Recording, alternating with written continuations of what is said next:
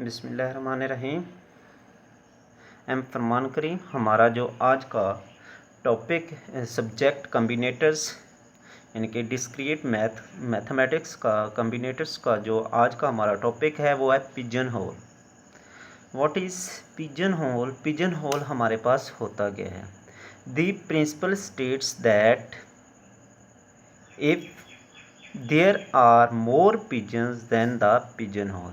वो कहता है कि ये प्रिंसिपल ये कहता है कि हमारे पास जो पिजन होल हैं वो ज़्यादा होने पिजन होल कम होने चाहिए लेकिन पिजन ज़्यादा होने चाहिए। यानी कि there are more pigeon than the pigeon hole, यानी कि जो पिजन हैं हमारे पास वो पिजन होल से ज़्यादा होने चाहिए। Then there must be at least one pigeon hole. क्या कहता है? Then there must be at least one pigeon hole with at least one pigeon is in it. यानी वो कहता है कि जो पिजन होल है वो कम अज़ कम एक कम होना चाहिए पिजन से, यानी कि पिजन ज़्यादा होना चाहिए, पिजन होल कम होने चाहिए।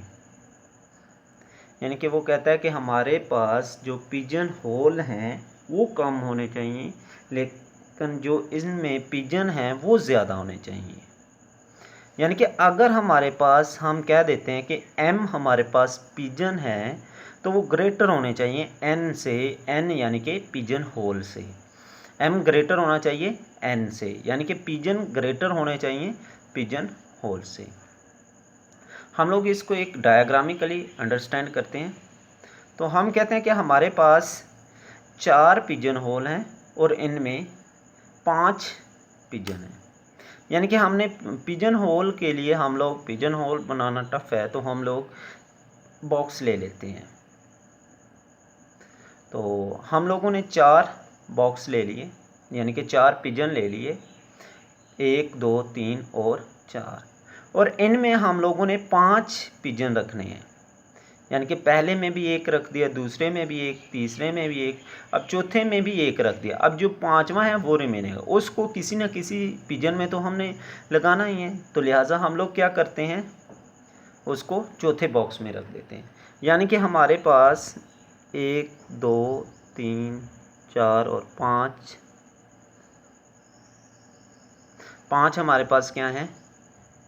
पिजन है। अब बॉक्स हमारे पास कितने हैं?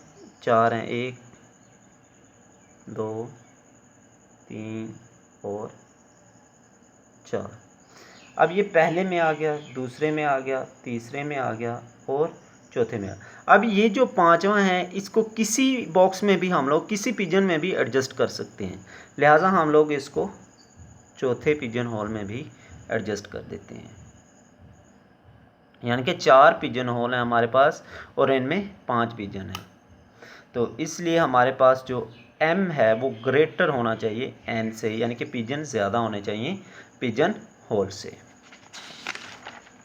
अब उसके बाद हम लोग इसकी डेफिनेशन अंडरस्टैंड करते हैं।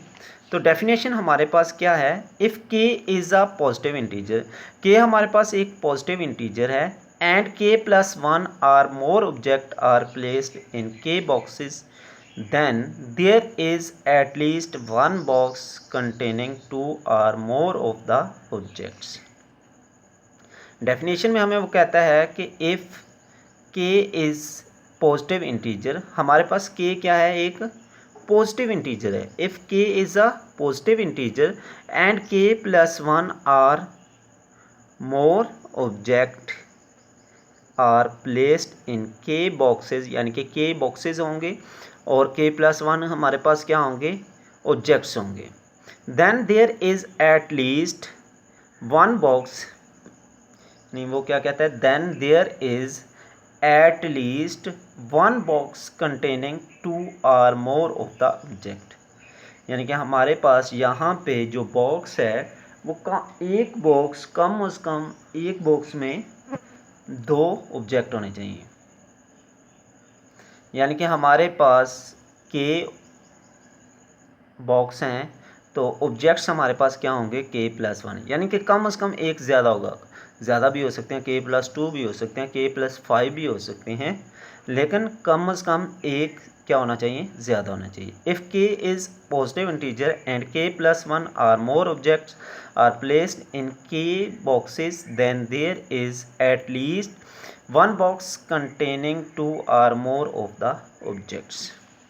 अब इसको डायग्रामिकली हम लोग अंडरस्टैंड करते हैं।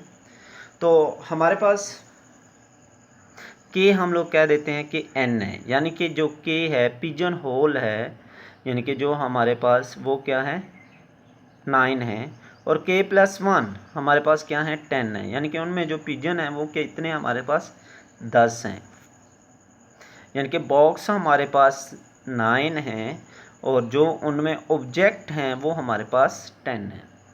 अब हम लोग क्या करते हैं, पहले में भी एक, दूसरे में भी एक, तीसरे में भी, एंड सो ऑन, इस तरह से 9 हो जाते हैं और 10वां हमारे पास रह जाता है। इस 10वें को हमने किसी ना किसी में लाजमी एडजस्ट करना होता है। हाँ, अगर हमारे पास k+2 हो, यहाँ पे हमारे पास 11 हो जाएंगे।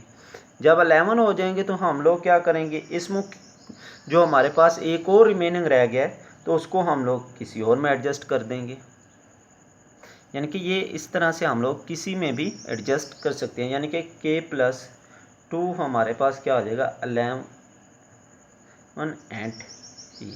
तो हम लोग इस तरह से भी इसको एडजस्ट कर सकते हैं, यानी कि एटलीस्ट उसने कहा है कि k+1 हो, k+2 भी हो सकते हैं और k+3 भी हो सकते हैं। उसके बाद नेक्स्ट है हमारे पास जनरलाइज पिजन होल प्रिंसिपल, यानी कि हमारे पास generalize pigeon hole principle if n objects pigeon, यानी कि हमारे पास जो n है ऑब्जेक्ट्स पिजन हैं आर प्लेस्ड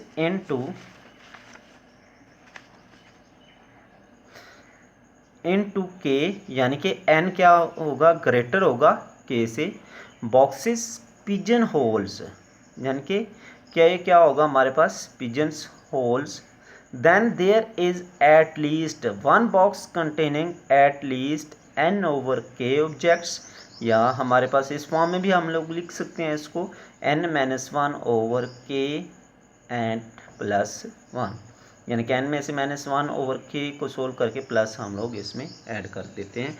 ये हमारे पास इसकी जनरलाइज्ड फॉर्म भी है, यानी कि वो कहता है कि इफ़ n ऑब्जेक्ट्स पिजन, यानी कि जो हमारे पास n ऑब्जेक्ट है उसको हम लोग पिजन्स हैं, वो हमारे पास n को हम लोग पिजन्स ले लेते हैं या कोई भी ऑब्जेक्ट ले लेते हैं, आर प्लेस्ड इनटू k, यानी कि n ग्रेटर है k से, यानी कि k हमारे पास क्या है बॉक्सेस लेते हैं या हम लोग इनको पिजन होल्स भी ले सकते हैं। then there is at least one box containing at least n/k objects, या इसको हम लोग n-1/k +1 ऑब्जेक्ट्स भी ले सकते हैं। लिहाजा ये था हमारे पास जनरलाइज पिजन होल प्रिंसिपल। तो बेटा नेक्स्ट लेक्चर में हम लोग इसकी कुछ एग्जांपल्स डिस्कस करेंगे, और ये बहुत ही इम्पोर्टेंट प्रिंसिपल है डिस्क्रीट मैथमेटिक्स का, यानी कि हमारे टॉपिक कम्बिनेटर्स का।